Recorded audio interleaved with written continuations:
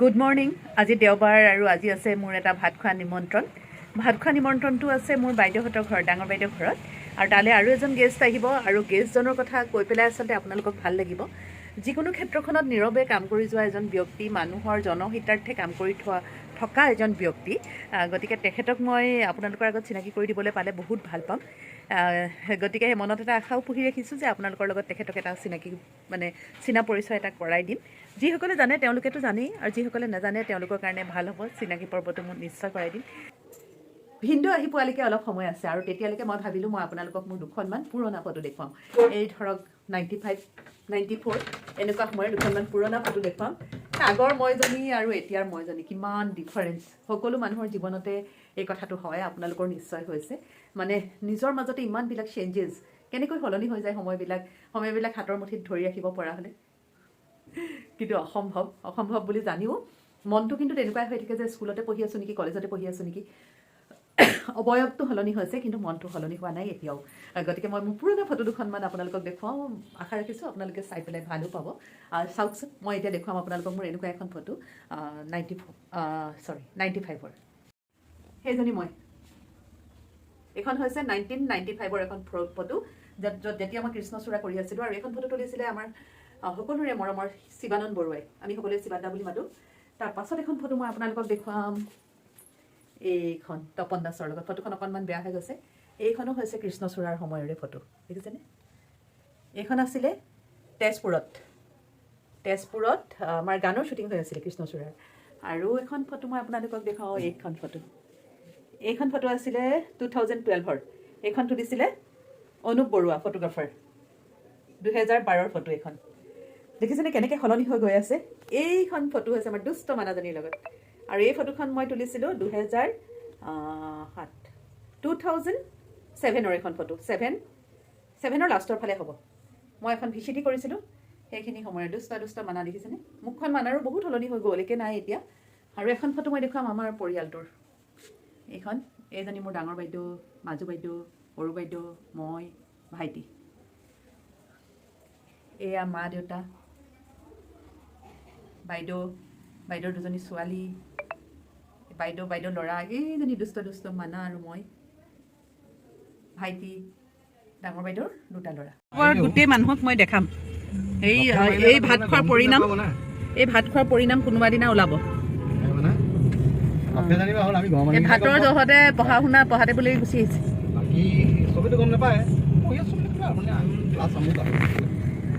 কালি ৰাতিও খাইছে পোলাও মাংস।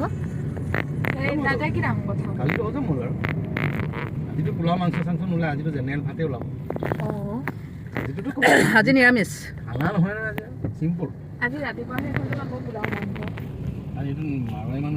মই আচলতে ঘৰলৈ আহিলেই প্ৰব্লেম। মোক অকণমানো এৰিব নোখোজে।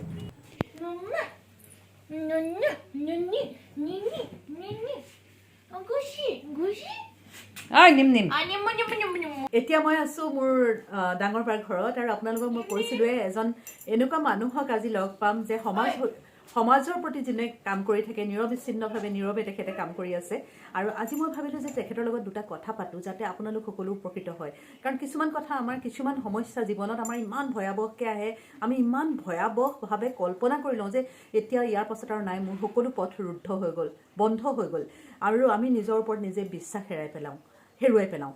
গতিকে আজি মই আচলতে সেই অবিশ্বাসৰ যিখন আমাৰ ছবি, সেইখন আজি মই আপোনালোকৰ ওচৰত একদম পৰিষ্কাৰ কৰি দিবলৈ আহিছোঁ। তেখেতৰ পৰা আমি বহুত কথা জানিব পাৰিম। আমাৰ বহুত কিউৰিয়চিটি মনৰ ভিতৰত থকা বহুত থাকে ন, কথা জানিব লগা থাকে।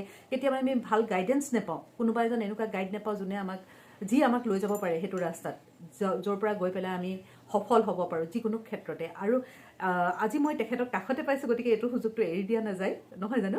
গতিকে আহকচোন আমি সকলোৱে চিনাকি হওঁ। এখেত হৈছে সেইজন ব্যক্তি যাৰ বিষয়ে মই আপোনালোকক কৈছিলোঁ, ত্ৰিনয়ন সন্দিকৈ।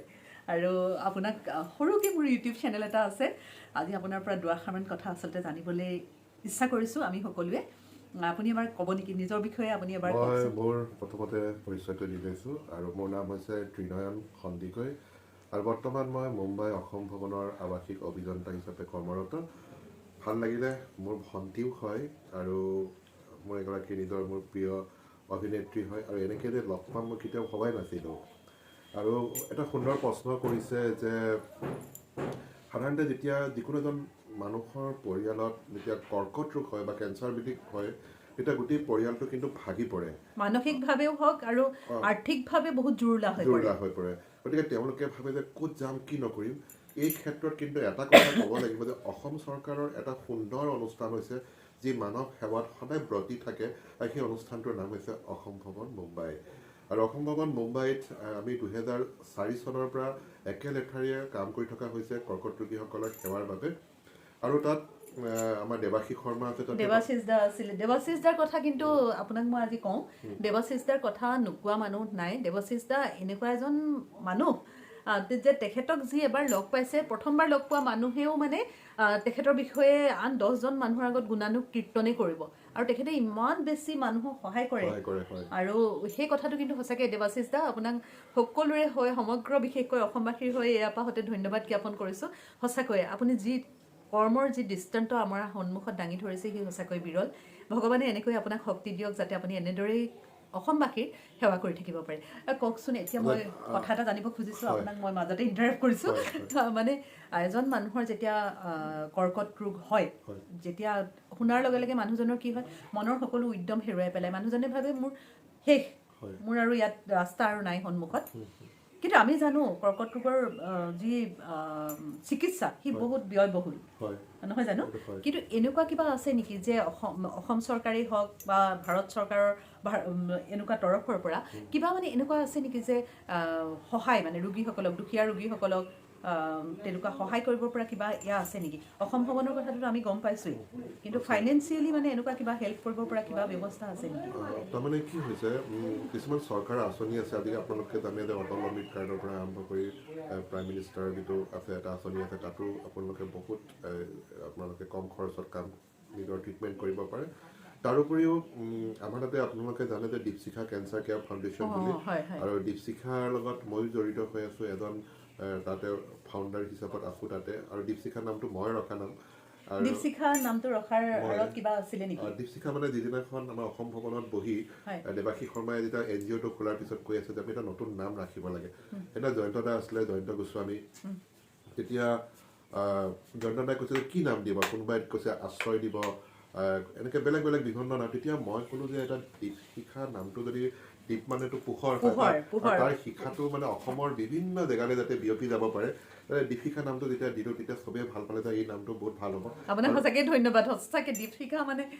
কিমান ধুনীয়া নাম এটা থৈছে আপুনি সেইকাৰণে মই সদায় গৌৰৱ কৰোঁ যে এই অনুষ্ঠানটোৰ লগত মই জড়িত হৈ আছোঁ বুলি আৰু এইখিনিতে মই আৰু এটা কথা সুধোঁ আমাৰ যে উদীয়মান অভিনেতা কিশোৰ দা তেখেতটো এতিয়া নাই সংসাৰত কিন্তু কিশোৰৰ কাৰণেও আমি দীপশিখাৰ লগত যোগাযোগ কৰিছিলোঁ আপোনালোকে কিবা কৰিছিলে নেকি কিশোৰেতো অসম ভৱনতে আছিলে আৰু মানে যিমানখিনি পৰা যায় কিশোৰৰ কাৰণে সকলোখিনি হেল্প কৰা গৈছিলে অকল মানে আৰু এই ক্ষেত্ৰত এটা কথা ক'ব লাগিব অসমৰ যিবিলাক আৰ্টিষ্ট আছিলে তেওঁলোকক কিন্তু কিশোৰৰ কাৰণে কৰিছিলে গোটেই ফিল্ম ইণ্ডাষ্ট্ৰীত থকা আৰু সদায় তেওঁলোকৰ নাম লয় ইভেন জুবিনৰ কথাও কয় কিন্তু দেই এইটো মই জুবিন দাই যথেষ্টখিনি কৰিছে জুবিন দাই কাৰ কাৰণে কৰা নাই জুবিন দা কিন্তু সঁচাকৈ মানে মানুহে আঁতৰত পৰিলে জুবিন দাৰ নাম লয় আৰু জুবিন দাই কৰে আৰু কিশোৰৰ লগতো আপুনি যথেষ্টখিনি চাগে লগ পাইছিলে কথা হৈছিলে কিন্তু কিশোৰৰ জীয়াই থকাৰ অদম্য ইচ্ছা আছিলে কিশোৰে মোক কৈছিলে যে বা মই হুইল চেয়াৰত থাকি হ'লেও অভিনয় কৰিম বাপা আহমেদৰ চিৰিয়েল বাপা আহমেদৰ লগত লাষ্ট বৃন্দাবন নামৰ চিৰিয়েলখন কৰিছিলে কিশোৰে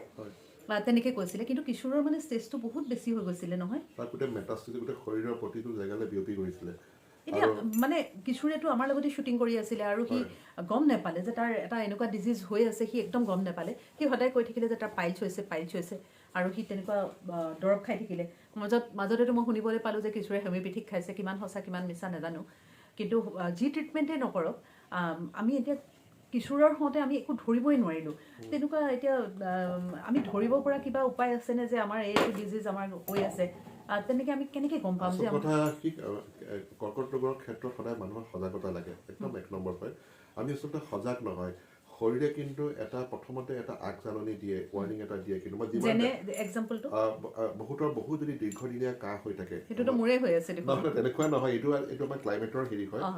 বহুত দিনা আৰু কাৰোবাৰ হয়তো শুকান কাহ আহি থাকে এটা, তেনেকৈ দেখা পোৱা যায়। বা কোনোবাই খাওঁতে কিবা ডিঙিত মাছৰ কাঁইট লাগি থকাৰ নিচিনা হয়, দিগদাৰ হয়। অসমৰ বেছিভাগ মানুহে থ্ৰোট কেঞ্চাৰ বা ইছ'ফেগাছৰ আমি দেখা পাইছোঁ তেনেকুৱা। আৰু এটা বস্তু মই পাইছিলোঁ, সেইটো মই সুধোচোন, এইখিনিত যদি কিবা বইল বা বডিৰ কোনোবাখিনিত এনেকুৱা বইল এটা হৈছে যিটো দীৰ্ঘদিন আছে কিন্তু বিষ নাই, সেইটো ডেঞ্জাৰাছ হয়। বিষ নথকাটো অকণমান চাবলগীয়া হয়। সেইটো মই সদায় কওঁ চবকে। কিন্তু আপোনাৰ যদি পেইন থাকে তেতিয়াহ'লে ইমান চিন্তা কৰিবলগীয়া নহয়। যদি পেইন নাথাকে সেইটো ডেঞ্জাৰাছ। কিন্তু আৰু এটা বস্তু মই দেখা পাওঁ যে আপোনাৰ কেতিয়াবা বহুতৰ জ্বৰ হৈ থাকে, জ্বৰ হৈ থাকিলেও আমি নেগলেক্ট কৰোঁ। মই তেনেকুৱা আচলতে অসম ভৱনত যেতিয়া ৰোগীবিলাক আহে তেতিয়া মই তেওঁলোকক সদায় সোধোঁ যে আপোনালোকে কেনেকুৱা ধৰণৰ প্ৰথম চিম্পটমছ পাইছিলে। গতিকে সেই চিম্পটমছবিলাক যেতিয়া কৈ যায়, মই প্ৰত্যেকটো কথা, কোনোবাই কয় জ্বৰৰ কথা কয়, কাৰোবাৰ ভৰিত কেঞ্চাৰ হয়, যে ভৰিটো আঁঠুৰ বিষ হৈ থাকে বহুত দিন ধৰি, তেনেকুৱাও মানে মই হেৰি কৰোঁ। কেতিয়াবা হয়তো এটা কয়, কোনোবাই যদি চিৰিত উঠোতে বহুত যদি হঠাৎ ভাগৰ লাগে কেইটামান চিৰি হোৱাৰ পিছত, তেওঁলোকৰ হয়তো ব্লাড কেঞ্চাৰৰ এটা দেখা পাওঁ বুলি বহুতে মোক কৈছে দেই। তেনেকুৱা মোক খুব ভাগৰ লাগিছে। ভাগৰ লগাটো হাৰ্টৰ ডিজিজৰ হ'ব পাৰে, সেইকাৰণে হ'ব বুলিয়ে ক'ব নোৱাৰি। কিন্তু মানে এটা যিটো বডিত যিবিলাক ৱাৰ্নিং দিয়ে, মই সেইবিলাক মই মানে আনৰ পৰা শুনিছোঁ। আৰু তেওঁলোকক মানে ৰোগীবিলাকৰ লগত কথা পাতোতে আপোনাৰ প্ৰথম কি দেখা পাইছে, লক্ষণবিলাক মানে তেওঁলোকে আমাক কৈ যায়। আৰু খাদ্যৰ পৰা মানে এনেকুৱা মই আৰু এটা শুনিবলৈ পাওঁ যে স্মক চিকেন বা এনেকুৱা পুৰা যিখিনি খাদ্য সেইখিনিৰ পৰা অপকাৰ হয় বুলি শুনো, সেইটো সঁচা নেকি? খাদ্যাভ্যাসটো এইটো ডেফিনেটলি মানুহৰ আজি যে ইমানকৈ এটা হৈ আছে, কাৰণ আপুনি মই কিমান আমি অৰ্গেনিক ফুড খাওঁটো নাখাওঁৱেই। প্ৰত্যেকটো বস্তুত মানে হেৰি হয়, এটা নহয় মানে বেলেগ ধৰণৰ এটা কেমিকেল লগোৱা থাকে। আৰু যিকোনো ধৰণৰ কেমিকেলে কিন্তু শৰীৰটোৰ প্ৰতি সদায় ক্ষতিকাৰক হয়। আৰু সেইকাৰণে এটা বস্তু আজিকালি মানে আজি আমি বহুতে কওঁ যে আমি মাছ খাওঁ। আগতে আমি অন্ধ্ৰপ্ৰদেশৰ মাছে তাত ইনজেকশ্যন মৰা সেইবিলাকেতো আমি খাইছোঁ। এতিয়া হয়তো কোনোবাই পুখুৰীত কোনোবাই ইউৰিয়া দি দিয়ে।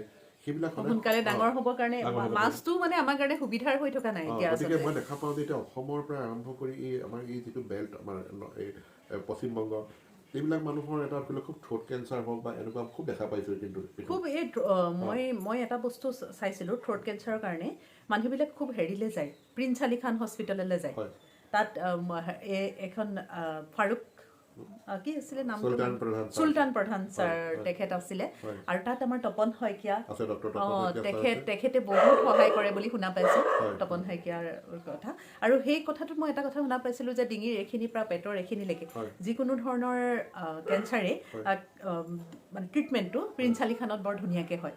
তাৰমানে কি হ'ল, চুলতান প্ৰধান ছাৰ এজন মানে দেশৰ বুলি নহয়, তেওঁ আন্তৰ্জাতিক খ্যাতিসম্পন্ন এজন তেখেত মানে হেড এণ্ড নেক থ্ৰোট এইবিলাকৰ তেওঁ এজন খুব বিশেষজ্ঞ বুলি কয়। আৰু আমাৰ ডক্টৰ তপন শইকীয়া ছাৰক লৈ মই গৌৰৱ কৰোঁ। আৰু মোৰ যিখন কিতাপ লিখিছোঁ, অসম ভৱন, মুম্বাই আৰু মই, আপোনালোকে একদম পঢ়িবই, অসম ভৱন, মুম্বাই আৰু মই। কিন্তু মই এতিয়া আপোনাৰ ওচৰত বহি আছোঁ আৰু আপোনাক মই এটা কথা কওঁ যে আপোনাৰ কিতাপখন মই কিন্তু পঢ়া নাই, কিন্তু গ্ৰন্থমেলাৰ পৰা মই কিনিম আৰু পঢ়িম। আপোনাৰ পৰা মোক কিতাপখন নালাগে। কিন্তু আজি এই মুহূৰ্তত আজি মই যোৰহাটত আছোঁ, যোৰহাট গ্ৰন্থমেলাত আহিছোঁ। ভণ্টি কিন্তু বেড লাক বুলি ক'ব লাগিব, শেষ হৈ গ'ল, যোৱাকালি শেষ হৈ গ'ল। একো নাই, মোৰ লগৰ ল'ৰা এটাৰ ওচৰত আছে, মই আনি হ'লেও পঢ়িম। আচ্ছা, এতিয়া মই আকৌ আগৰ টপিকটোলৈ ঘূৰি যাওঁ। এতিয়া মই খাদ্যৰ কথা সুধিলোঁ আৰু এই কথাটো সুধিব খুজিছোঁ, এই যে কিশোৰকে আমি পালোঁ যে তাৰ কিশোৰক ক'লে যে লাষ্ট ষ্টেজ, মানে আমি তথাপিও আশা কৰিছোঁ যে নাই ঠিক হ'ব, কিশোৰক সদায় আমি উৎসাহে দিলোঁ। সেই বস্তুটো মানে কেনেকৈ লাষ্ট ষ্টেজ পাই গ'লগৈ, মানে তাৰমানে কেঞ্চাৰত এনেকুৱা এটা হয়, মানে সেইটো এটা পেইনলেছ ডিজিজ। প্ৰথম অৱস্থাত গম নাপায় কি হৈছে, কেনেকৈ হৈছে, লাহে লাহে। আৰু সাধাৰণতে মানে প্ৰথম বা ছেকেণ্ড ষ্টেজত পোৱা ৰোগীবিলাক সাধাৰণতে ভাল হোৱা দেখা যায়। আৰু এনেকুৱাও নহয় যে থাৰ্ড বা ফ'ৰ্থ ষ্টেজতো এনেকুৱা, কিন্তু থাৰ্ড আৰু ফ'ৰ্থত গ'লে মানে অকণমান কঠিনতা এটা আহে, নথকা নহয়। আৰু হয়তো তেওঁৰ কিছুৱে যেতিয়া দেখা পাইছিলে যি ধৰণৰ ধৰি লওক ট্ৰিটমেণ্ট ল'ব লাগিছিল, তেওঁৰ ব্যস্ততাৰ কাৰণে। কিন্তু কিশোৰৰ এটা বস্তু মই দেখিলোঁ, আপুনি যিটো ক'লে নেগলিজেঞ্চৰ কথাটো, কিশোৰৰ মই দেখিলোঁ সি পিছফালে আমাৰ ৰান্ধনীয়ে বনাই দিছে, সি তাতে বইলেই খায়। চিকেন দিলে, টমেটো দিলে, তাৰপিছত কেৰট দিলে, এনেকুৱা আৰু যিখিনি বস্তু থাকে গোটেইখিনি দি পেলাই সি বইল খায়। আৰু সি মোক কৈ থাকে যে সি ক'বলৈ লাজ পায়, পাইলছ হৈছে বুলি এনেকৈ কৈ থাকে। তাক শেষত গালি পাৰিছিলোঁ, কিশোৰ তুমি টকা পইচাবোৰ কি কাৰণে ঘটিছা, তুমি কিয় নেদেখুৱা? আমি গালি পৰাই বহুত দিন হৈ গ'ল, মানে ডিচেম্বৰৰ প্ৰথম সপ্তাহৰ পৰা 1 তাৰিখৰ পৰা আমাৰ শ্বুটিং হৈছে কিন্তু বহুত পিছত দেখুৱাইছে আৰু দীপশিখাৰ লগত যোগাযোগো আমাৰ বহুত পিছতেই হৈছে তেতিয়া সি ইয়াতেই থাকিব খুজিছিলে হেলচিটিত আছিলে কিন্তু কথাটো হৈছে এতিয়া আমি কথাটো গম পালোঁ যে কিশোৰক আৰু তাৰ মাজতে মই বিভিন্ন পঢ়িলোঁ তাৰ কাৰণে বিৰাট দুখ লাগিলে বহুত গুগলত আজিকালি আকৌ ডক্টৰ গুগল থাকেতো মানুহবিলাকে পঢ়ে সেইবিলাক পঢ়ি পেলাই বেছি ভয় খায় বেমাৰৰ কাৰণে কিন্তু তাতে মই এটা বস্তু পাইছোঁ চেনি খালে বহুত চেনি জাতীয় বস্তুটোৱে বহুত বেমাৰটো স্প্ৰেড কৰে সেইটো সঁচা নেকি এইটো মই কোৱাটো অকণমান কঠিন হয় এইটো কথা হেৰি হয় আৰু মই ভাবোঁ যে আৰু এটা বস্তু কওঁ যে আমাৰ অসমীয়া যিটো খাদ্যাভ্যাস এটা সময়ত যিটো আছিলে অসমীয়া মানে আজিকালি ক'ত না আজি অসমীয়া মানে জলপান খাইছিলে আজিৰ যুগত ক'তনো জলপান মানে আমি আজিকালি সান্দহগুড়ি হওক বা চিৰা জলপানেই হওক আমাৰ বহুত অসমীয়া মানুহৰ ঘৰত নচলে কিন্তু আমাৰ যিটো খাদ্য সেইটো সদায় কৰিব লাগে বুলি মই সদায় কওঁ কাৰণ কিয় আমাৰ জেগাডোখৰ তেনেকুৱা হয় আমি খাম ক'ত মেগী খাওঁ পাস্তা খাওঁ পুৰি চব্জি খাওঁ গতিকে সেইবিলাকে কিন্তু মানুহৰ শৰীৰটো কিন্তু বহুত অপকাৰ কৰে কিন্তু মই আজিও কওঁ মই বহুতক মানে কিন্তু আমাৰ জেগাডোখৰ চাই কিন্তু আমাৰ নিজৰ অসমীয়া মানে কথাটো এনেকুৱা মই যিহেতু অভিনেত্ৰী গতিকে মই অভিনয়ৰ কথাটোৱে ক'ম এতিয়া কিছুমান আমাৰ কসমেটিক্স কিছুমান আহে যে এইটো ফৰেনত ব্যৱহাৰ হয় লণ্ডনত হয় আমেৰিকাত হয় মই কেতিয়াও বিশ্বাস নকৰোঁ আমাৰ ইণ্ডিয়ান ক্লাইমেটটো বেলেগ আৰু তেওঁলোকৰ বেলেগ আমাৰ ইণ্ডিয়ান ক্লাইমেটত মোক যিটোৱে শ্বুট কৰিব ফৰেনৰ বস্তু এটা কিন্তু মোক শ্বুট নকৰে বহুতে কয় ফৰেনৰ বস্তু আনিছোঁ লগাম ভাল হ'ব সেইটো কিন্তু একেবাৰে টোটেলি মই নিজৰ মনৰ পৰা মই কেতিয়াও ইয়া বুলি নাভাবোঁ যিয়ে নহওক সাধাৰণকৈ এনেকুৱা মানে কেঞ্চাৰ পেচেণ্ট এজনৰ মই ইন জেনেৰেল সুধিছোঁ আৰু খুব ক্ৰিটিকেল কিবা এইটো বাদ দিছোঁ কিন্তু কিমানমান খৰচৰ ভিতৰত তেওঁৰ উইথ কেমো আৰু চব লৈ পেলাই মোটামুটি এটা অংক এটা কওকচোন কিমান মানৰ ভিতৰত চাওক এতিয়া আমাৰ টাটা হস্পিটেলত কি হয় তাতে জেনেৰেল কেটেগৰী থাকে প্ৰাইভেট কেটেগৰী থাকে তেনেকুৱা আৰু প্ৰাইভেট কেটেগৰীত